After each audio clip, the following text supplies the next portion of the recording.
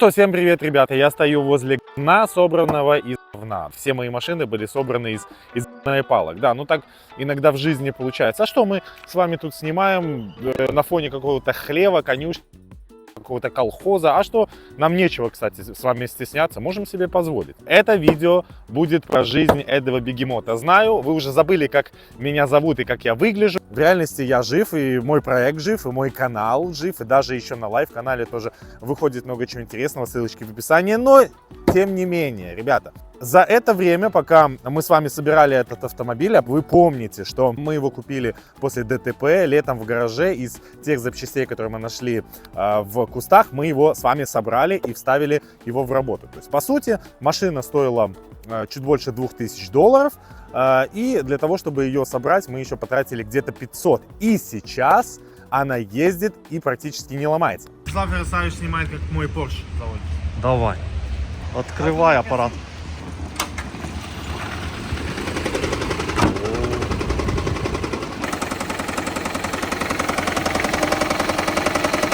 Нормально заводится. Мы будем с вами решать мелкие проблемы, будем ставить газ и будем с вами жестко бомбить по поводу расхода и старого этого автомобиля. Да, кстати, вообще в этой машине ни одного одинакового колеса. Я когда в Польшу приехал, я удивился. Тут люди реально экономят на всем. То есть на той арендной машине, которой у меня было бэушные колеса. У нас никогда такого не было. А сейчас я стал таким же экономным чуваком. Я покупаю, и в рот оно все.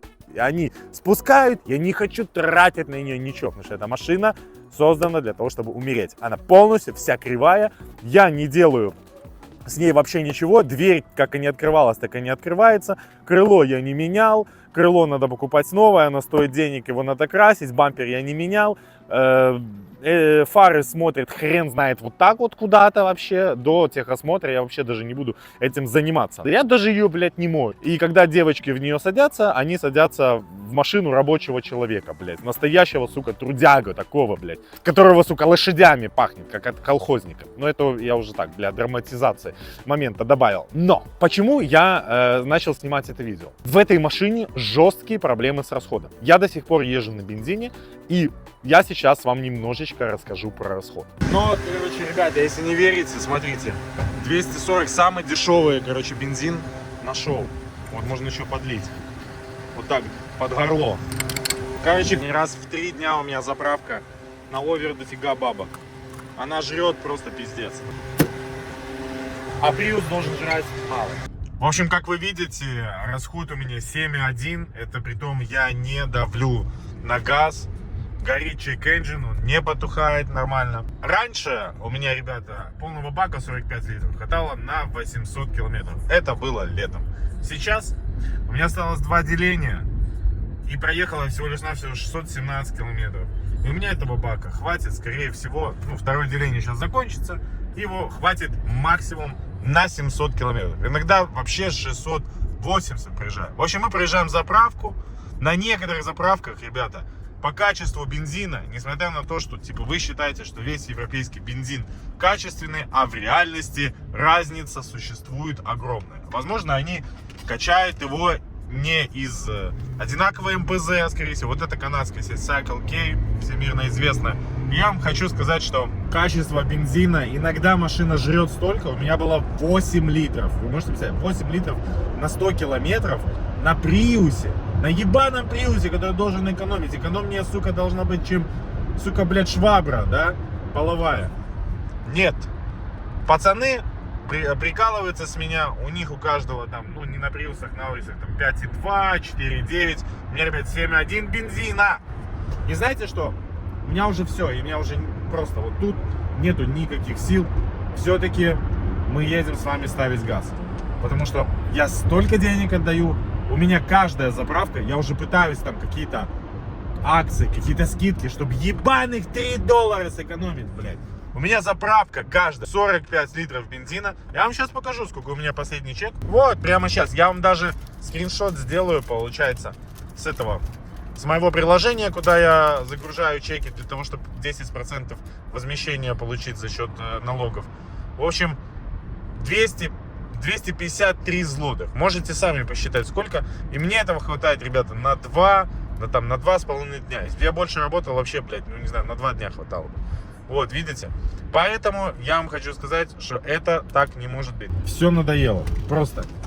Я бы столько денег сэкономил, я бы еще, сука, на один Prius такой заработал, если бы я сразу поставил газ, но, как говорится, бабок не всегда нету. Напишите, ребята, сколько жрет ваш Prius, потому что напишите в комментариях, потому что я не знаю. Кто-то говорит, это нормальный расход, ну 7 литров, но это уже все, конец, значит, батареи, наверное. Хотя батарея, обратите внимание, вот я сейчас еду прямо на батарее, вообще могу доехать до дома запросто, до 47 км в час я буду ехать на батарее.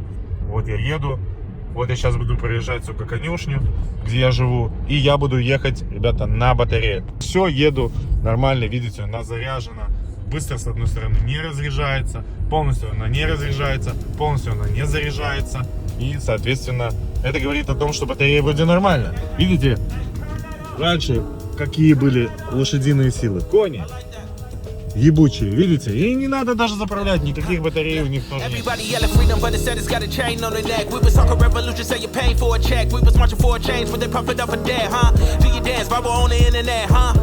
Стоит сегодня нетривиальная задача. В общем, у меня поджирает антифриз, поэтому я купил новый радиатор.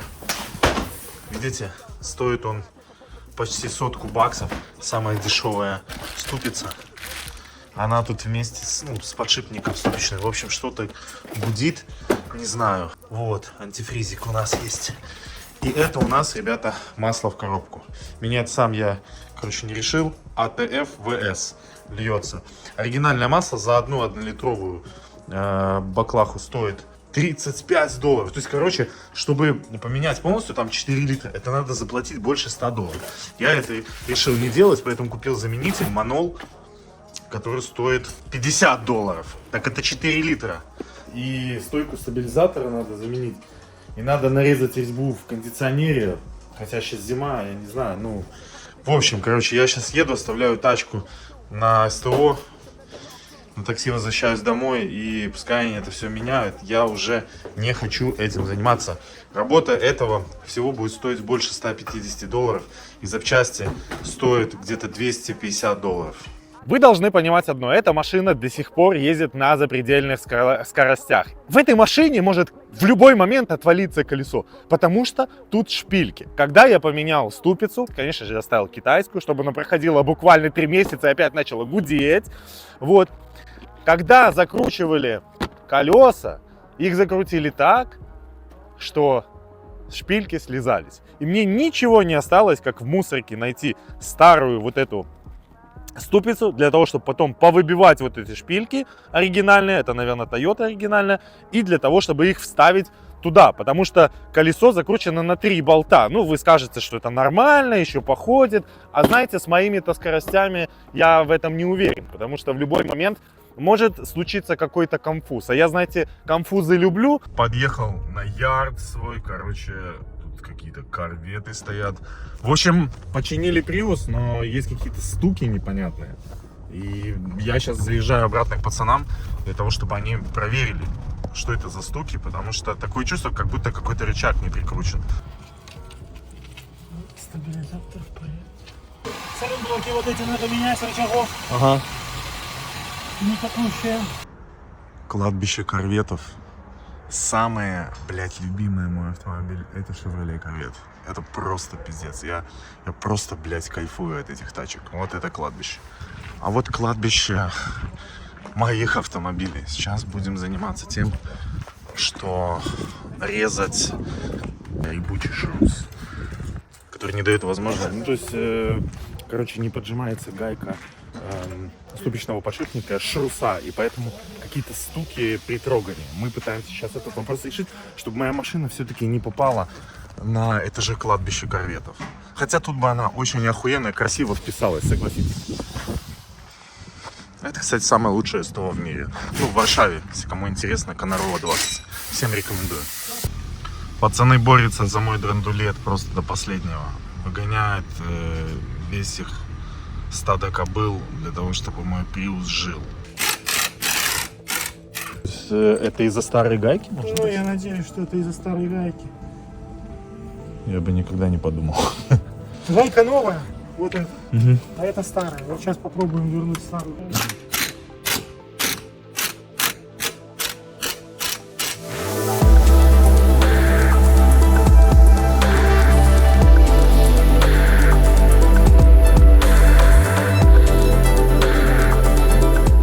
Я вообще этой машиной очень сильно доволен. Я же забыл вам сказать, я ей недоволен.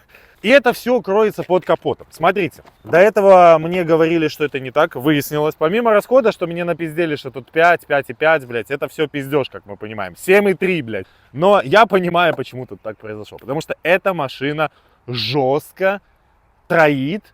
Она дергается, понимаете, сейчас, может, я заведу, и вы услышите просто, как это происходит.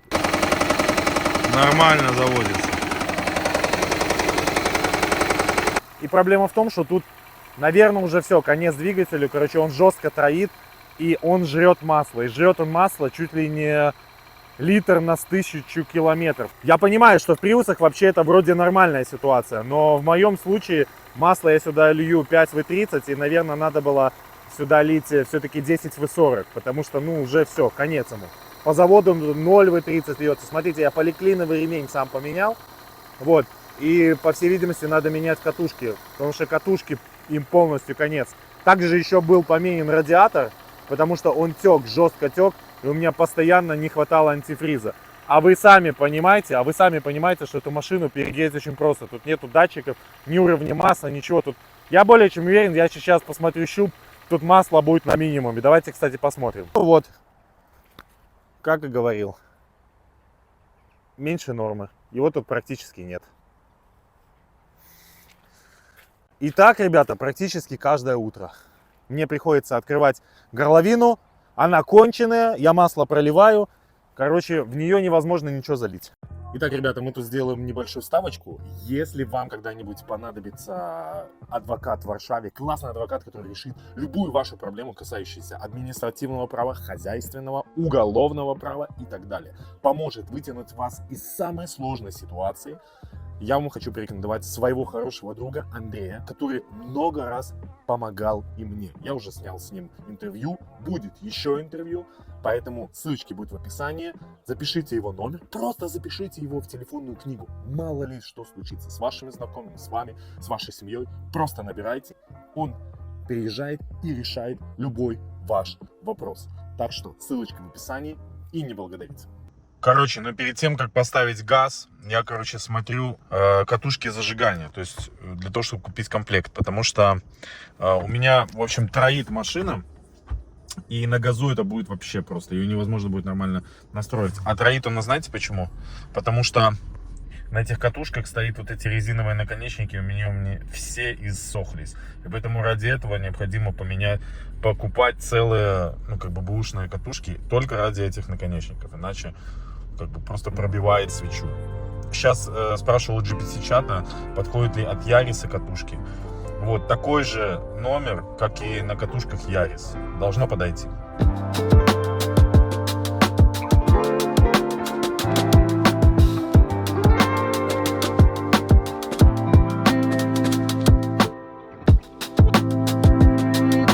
Ну что, а у нас распаковочка! У нас пришла, новая посылка с бэушными катушками. Давайте посмотрим. О, ничего себе, как их связали. Но они с Яриса.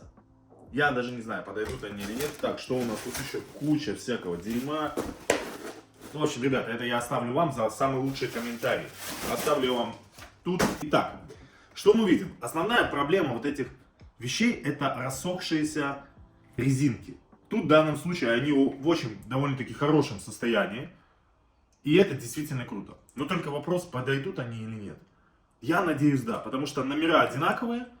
Только продавец писал, что они на Ярис. Но такие же номера идут и на Prius. Так, я стою в каком-то лесу. Если меня не сожрут кабаны дикие и медведи, тогда мы с вами поменяем катушки. В общем, смотрим, подходят ли новые катушки. Такие ли они, как старые от Яриса. Мне кажется, одно и то же. Они одинаковые. Так мы можем сэкономить бабки. Ну что, старые катушки, вот они. Тут я их пытался, перематывать каким-то образом изолентой. Но, как вы видите, им уже конец. поэтому они, скорее всего, пробивали. Посмотрим, как сейчас она будет заводиться. Все это делаю хуй знает где. Но работает. Бац. Вот, повышаем температуру. О. Ой-ой-ой, как он плохо заводится. Ой, как он плохо заводится. Вы слышите?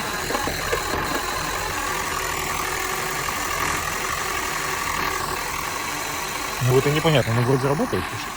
Она стала мягко ехать и, короче, стала лететь. Разгоняется вроде даже лучше. Они работают, ребята. Короче, катушки от Яриса работают. Офигенно. Офигенно. Вроде перестала полностью троить. Но мы еще посмотрим, потому что вы видели, как или шатуны, или конец двигателя. Я просто даже не знаю. Очень круто. Мне очень понравилось. И стоят они, ребята, $25 за 4 штуки оригинал. Это вообще практически ничего.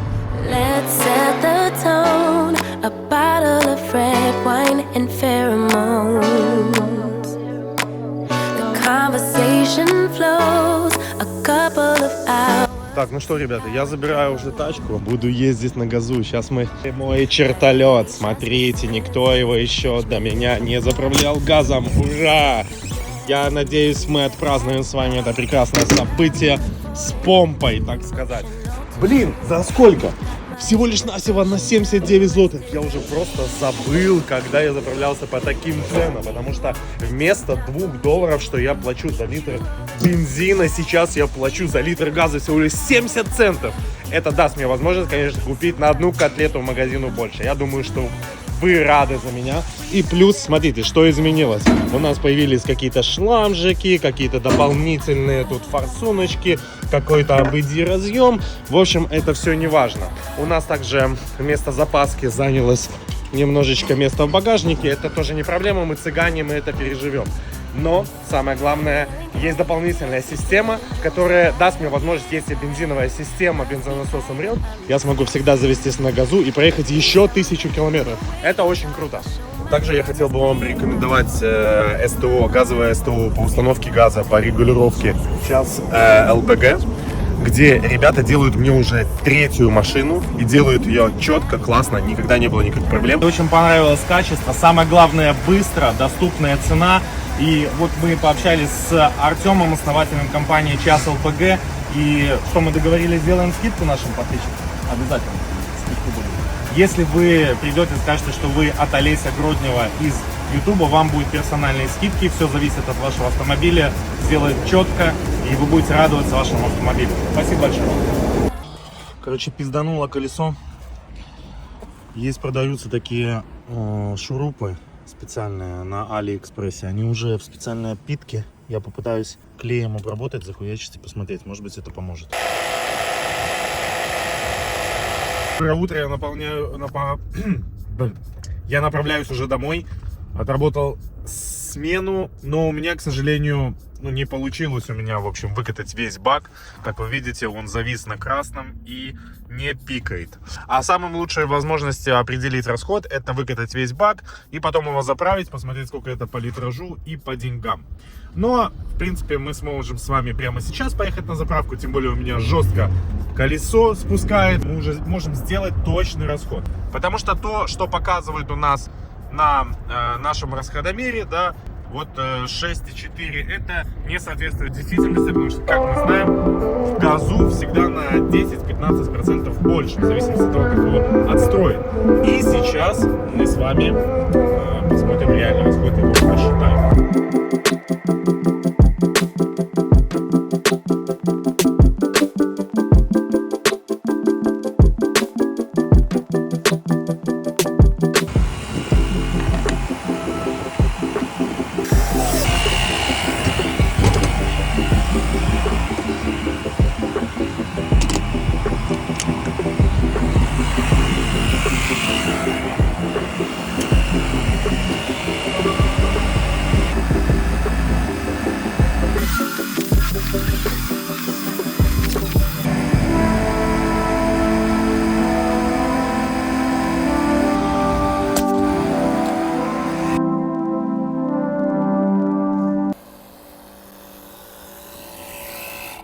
Ну что, ребята, это видео заканчивается так же, как и заканчивается колесо на моем автомобиле. Видите, с какими запредельными скоростями я ездил для того, чтобы проверить расход этой колымаги. И оказалось, что мы проехали с вами 373 километра и заправились на 25,5 литров газа. А это говорит о том, что средний расход этого автомобиля на газу составляет 6,8 литров. Если переводить это на деньги, то 100 километров езды на этом автомобиле стоит всего лишь навсего 18 злотых. 18 злотых это 5 долларов. 5 долларов для Европы, да про такие цены на дорогу даже стыдно говорить. При этих ценах на топливо, при цене жизни 5 долларов на 100 километров. Это практически как поездить на автобусе, ребята. Это очень дешево. И давайте с вами представим, что мы решили с вами поехать, к примеру, на мое день рождения 15 ноября бухнуть в Вильнюс, прекрасный город, и туда-обратно это 1000 километров. Если бы мы поехали с вами на бензине, мы бы потратили с расходом 6,3, к примеру, по трассе, мы бы потратили 400 злотых, то есть 136 долларов, а на газу мы с вами потратим в 2 раза меньше, то есть 190 злотых, что-то примерно этого. Если не будем давить на педаль, вообще, мне кажется, выйдет там долларов 35-40 в обе стороны.